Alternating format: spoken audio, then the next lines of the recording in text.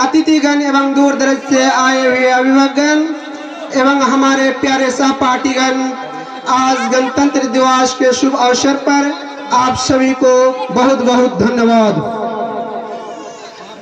आज हम सब यहाँ अपने राष्ट्र के 74वां गणतंत्र दिवस के जश्न मनाने के लिए एकत्रित हुए हैं। इस अवसर पर आज मैं आप लोगों को गणतंत्र दिवस से जुड़े कुछ खास बात बताना चाहता हूँ। इसके दौरान अगर हमसे कोई गलती हो, भूल हो तो मुझे छोटा बच्चा समझकर क्षमा करेंगे।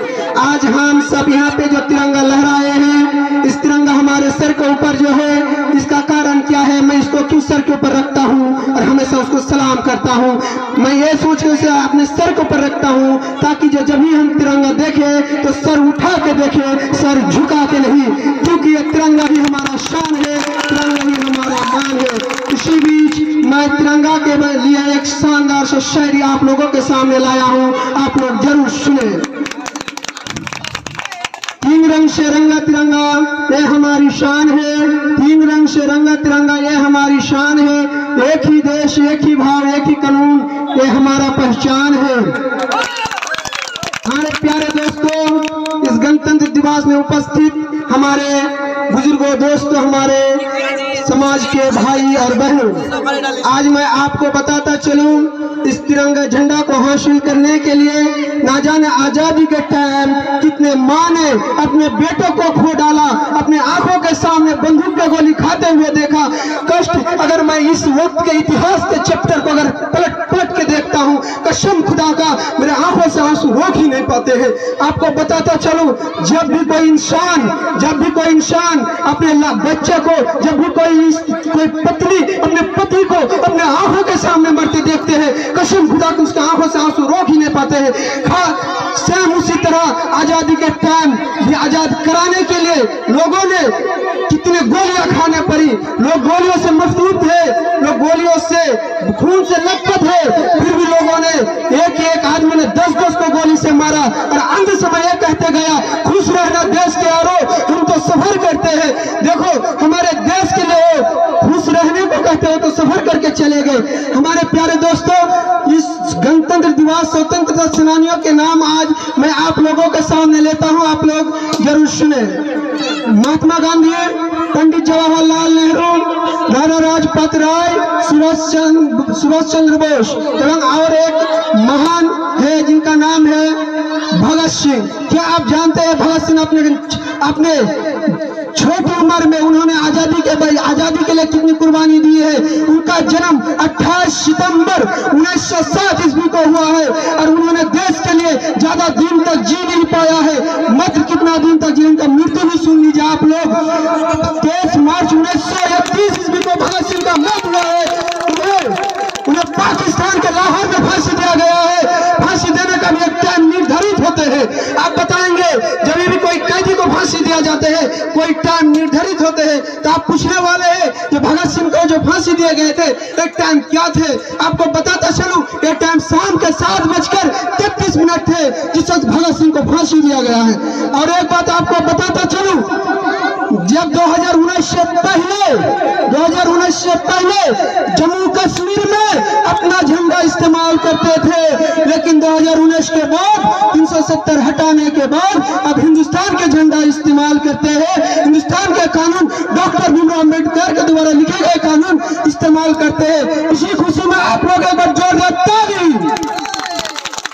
आपको बताता चलूं, ऐसा लोगों का नाम मैं अपने जुबान से भी नहीं लेना चाहता हूँ। बोले कैसे लोग हिंदुस्तान में ही रहते, हिंदुस्तान के संग गद्दारी, हिंदुस्तान में ही रहते, आतंकवादी। अरे 370 के धारा हट गए, हमारे देश में तो और एक राजा है, उन्होंने डायरेक्ट कहते हैं हमारे देश से 370 के धारा चले गए, हम कुछ नहीं कर पाए, हम खामोश। शैतान, तुम्हारे नाम तो मुझे अपने जुबान से भी नहीं लेना चाहिए। तुम देश के साथ रहते, देश के साथ गद्दारी। हाँ, आपको बताता चलो, और एक शायर है मेरे सामने, आपको बोल ही दूं, और एक शायर है आप लोगों को बोल ही दूं। हिंदू मुसलमान तो तिरंगा को लेके करते हैं, ना हिंदू बुरा है तो मुसलमान बुरा है, आ जाए बुराई तो हर इंसान बुरा है। आपको बताता चलूं, किसी को लगता है हिंदू खतरे में है, किसी को लगता है मुसलमान खतरे में है, किसी को लगता है हिंदू खतरे में है, किसी को लगता है मुसलमान खतरे में है। ध्यान का चश्मा उतार के फेंको, हमारा भारत खतरे में है। हमारे दोस्तों, आपको बताता चलूं, आज हम स्वतंत्र हैं, बोलने की आजादी मुझे फ्री है। मैं हिंदुस्तान के अंदर किसी भी कोने में, किसी भी राज्य में जाकर हम खुलेआम बोल सकते हैं, क्योंकि मुझे आजादी मिली है। लेकिन उस वक्त, जिस वक्त हम अंग्रेजों का गुलाम थे, अंग्रेजों का गुलाम थे, लेकिन अभी नहीं है। उस दिन को हम लोग भूलना नहीं चाहते हैं, जो कि हमें दुख और कठिनाई के सामना करना पड़ा। ना जाने अंग्रेजों के सामने हमें घुटना टेकना पड़ा, ना जाने आज हम अंग्रेजों से छुटकारा पाए हैं। लेकिन उस वक्त हम अंग्रेजों के गुलाम थे, आज नहीं है।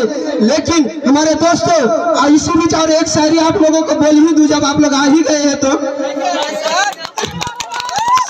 साइकिल चले न चले पैडल मारते ही रहना, साइकिल चले न चले पैडल मारते ही रहना, बंदूक में गोली रहे या न रहे, अंग्रेज दुश्मन को डर दिखाते ही रहना। हमारे प्यारे दोस्तों, हम आज मैं आप लोगों के सामने दो चंद अल्फाज यानी बात बोल रहे हैं। इसके वजह कौन है, इसके रीजन मेरे पीछे किसका हाथ है, मैं बता देना चाहता हूँ। माननीय मास्टर सैदुर रहमान जी, जो हमारे मंच पर उपस्थित, सर जी ने मुझे आज बोलने के हौसला को जारी किए हैं। सर के लिए 2000 ताली हो जाए।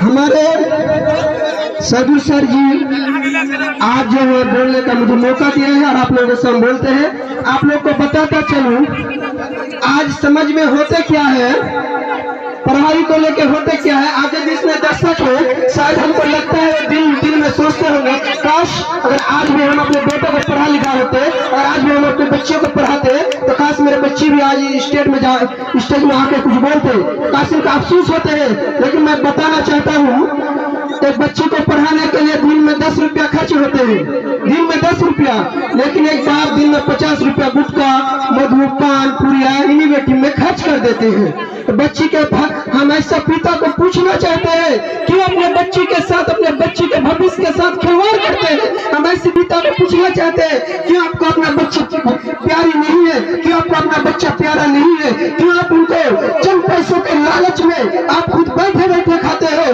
और चंद पैसों के लालच में नहीं देते हो, चंद पैसों के लालच में उसे अपने आंखों से दूर भेज देते हो। जाओ तो दूसरे को कमाई करो, दूसरे को मजदूरी करो और खाओ। क्यों ऐसे बच्चे को, आपको पता नहीं है एक पढ़े लिखे इंसान के वैल्यू कितने होते हैं। आपको बताता चलूं, और आपको बताता चलूं, एक दिन हमारे देश के प्रधानमंत्री जब नरेंद्र मोदी जी है कहीं पे भाषण दे रहे थे, तो उसी बीच मैंने बताया, वाह चाचा कितना शानदार बोला है। तो इसी बीच क्या कहते हैं, शायद SDM का बेटा हो गया, कोई तो गुस्सा था, तो बताया प्रधानमंत्री जी को तुम चाचा बोल दिया। अरे नालायक मुँह गधा, हम चाचा ने बोले तो बोले क्या। जब हम बचपन में पढ़ा लिखा करते थे तभी मुझे बताया गया है महात्मा गांधी बापू जी, और क्या कहता है पंडित जवाहरलाल नेहरू चाचा। वर्तमान प्रधानमंत्री है और पंडित जवाहरलाल नेहरू प्रथम प्रधानमंत्री है। मैं भी चाचा के हक है, नरेंद्र मोदी जी को भी चाचा कर सकता हूँ, इसलिए मैं कह दिया। बोले ठीक है, मुझे गलती हुई है भाई, मुझे माफ। बोले ठीक है, कोई बात नहीं। आप लोग बच्चे को नहीं पढ़ाते हैं, इसके लिए और एक शायरी है, बोल दो आप लोगों को। इल्म एक ऐसी दौलत है जो कभी लुटती नहीं, इल्म एक ऐसी दौलत है जो कभी लुटती नहीं, हजारों खर्च कर देने से कभी घटती नहीं। आखिर में मैं और एक शायर कह के अपने वाणी को विराम दूंगा। मुसीबत में सराफों का सराफत कम नहीं होती, मुसीबत में सराफों का सराफत कम नहीं होती, सोना टुकड़े टुकड़े क्यों ना हो जाए, आज पूरे हिंदुस्तान के लिए गणतंत्र दिवस की इज्जत और सम्मान कम नहीं होती। अस्सलाम वालेकुम। बहुत ही